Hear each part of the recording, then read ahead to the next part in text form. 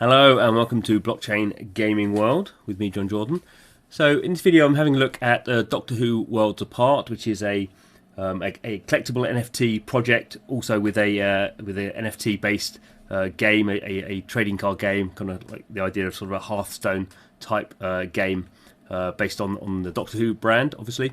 And I've done a few videos about this when it launched. I've not looked at it for a while, and I didn't realise that the marketplace had launched. So for me, whenever a blockchain game project goes live in terms of its marketplace, that's sort of the key thing for me. Well, not the key thing because the game is the most important thing, but one thing that's very important for blockchain projects is a marketplace, because that's kind of where we start to see people who are buying these in-game assets, these NFTs. Then they can start to trade them, and obviously that means people buying things and then trying to obviously sell it for a higher price. And maybe they do sell things for a higher price, maybe they don't.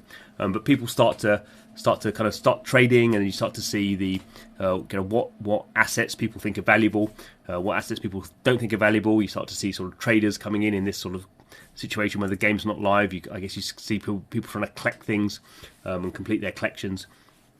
And it's just interesting. It's just interesting how kind of human beings start to put value on these items, which obviously have value in the game, but also have value in terms of, I guess, if you're a big Doctor Who fan, then there's things you might want to collect. I wouldn't say I'm a big Doctor Who fan. I mean, I kind of being in the UK have watched a lot of Doctor Who in my time, but I wouldn't say I'm particularly a Whovian, as they like to call themselves.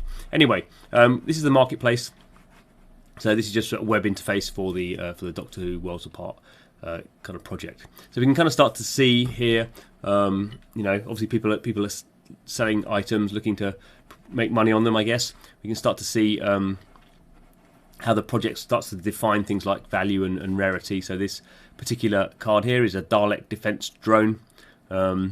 We can see it's in a standard frame. So in this project, frames are kind of a aesthetic. So the card inside is kind of unrelated to the frame, really, but the frame is a part of the rarity kind of value.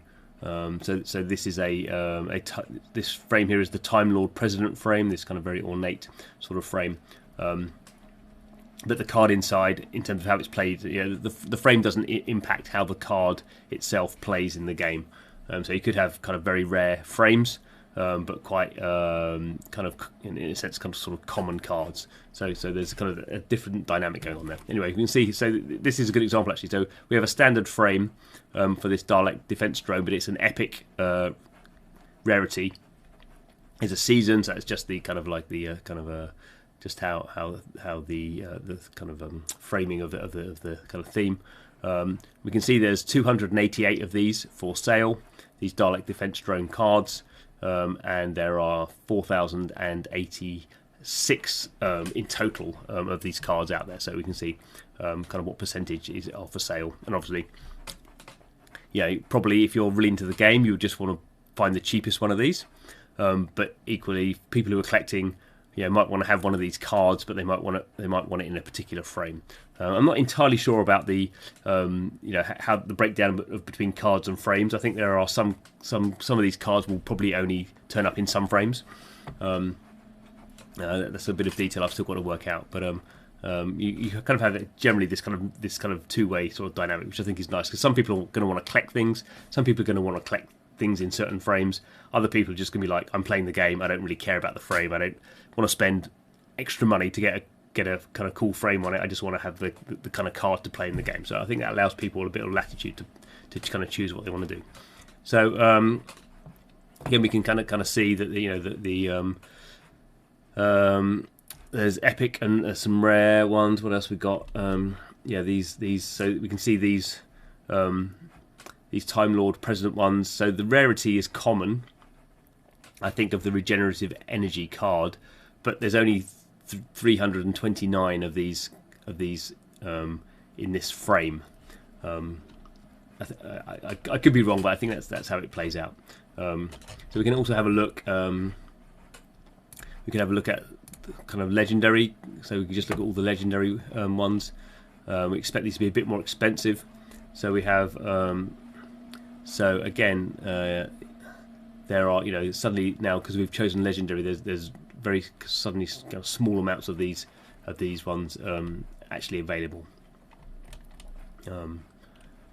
And obviously the price is thus higher. Interestingly, it seems like the prices at the moment are not ridiculous. I think sometimes with these with any blockchain projects, you start to get a little bit worried when you start hearing these massive headline prices and people paying thousands and thousands of dollars, because obviously that starts to price people out of the market.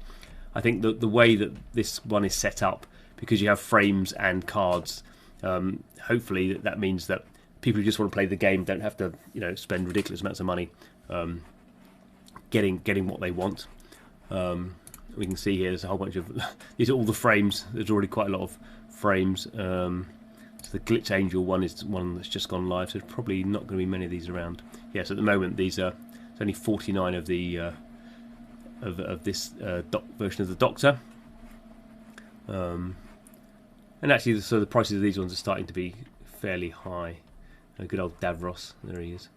We can see here, so we are seeing again another the Tom Baker Doctor, but this time in a different frame, and the price now is more expensive because it's in the frame rather than it's the particular card. The other interesting thing to point out here, I guess, in terms of the marketplace, is the Founders Token. So Founders Tokens are very sort of special. And they're sort of like they obviously are a founders. The idea is they're a founders NFT. At the moment, there's only 350 of these have been minted.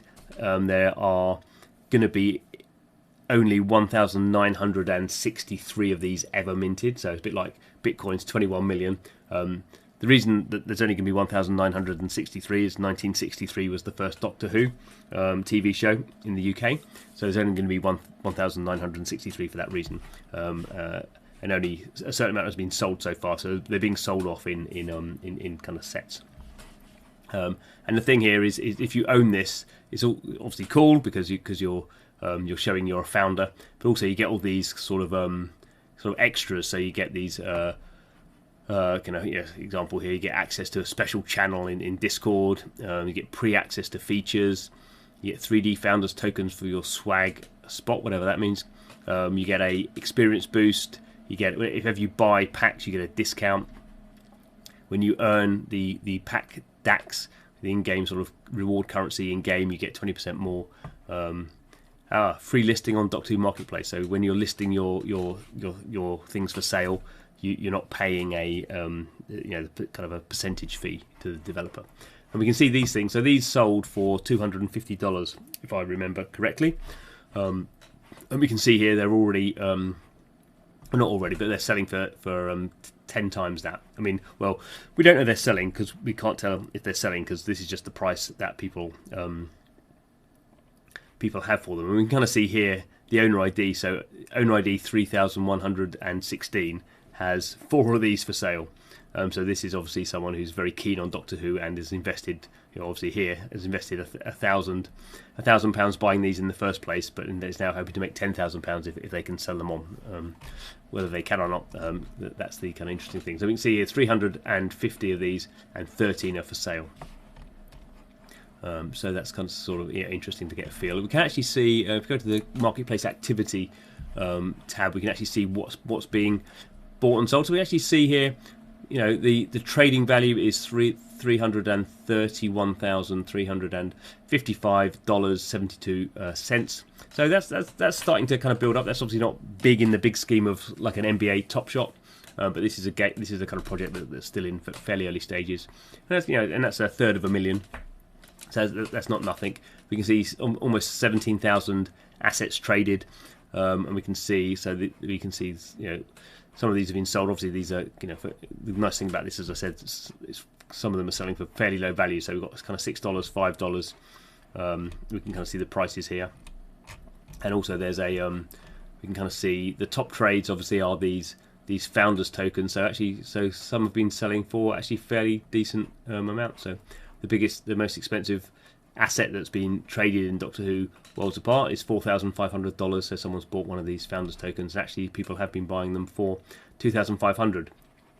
So we can actually see these compared to $250 in you can't actually buy them now. So that's the other interesting thing. At the moment, if you want a Doctor Who if you want a founder's token, you have to buy it through the marketplace. At some point, the developer will start selling another batch of them, and obviously that will mean until they've sold out, no one's going to be buying them in the marketplace because they're going to be cheaper. But probably now means people are going to be buying those up pretty quickly because now people have seen they can 10x their investment, potentially at least. Also see here the what frames people are interested in. We can see the top card sold is the 13th Doctor Imprisoned, and Captain Jack Harkness is obviously looking pretty popular, and Daleks. So we can kind of get an idea of sort of what cards are being collected. So it's always good to see a marketplace going live. It's always good to see a marketplace with what we call liquidity, people buying, people trading, buying and selling. So keep an eye on that one. Anyway, thanks for watching. This is Blockchain Gaming World, where we spend our time looking at blockchain games and marketplaces where they're available, and starting to get an idea of kind of the enthusiasm really of communities. Because if you have enthusiastic communities, then people are buying and selling and collecting and building their collections. And I think that this will only be obviously supercharged as the game actually comes out and people actually want to start getting cards for kind of reasons of gameplay, which is often different to reasons of kind of aesthetic collecting. Anyway, thanks for watching the video. Please subscribe to the channel, and hope to see you again soon.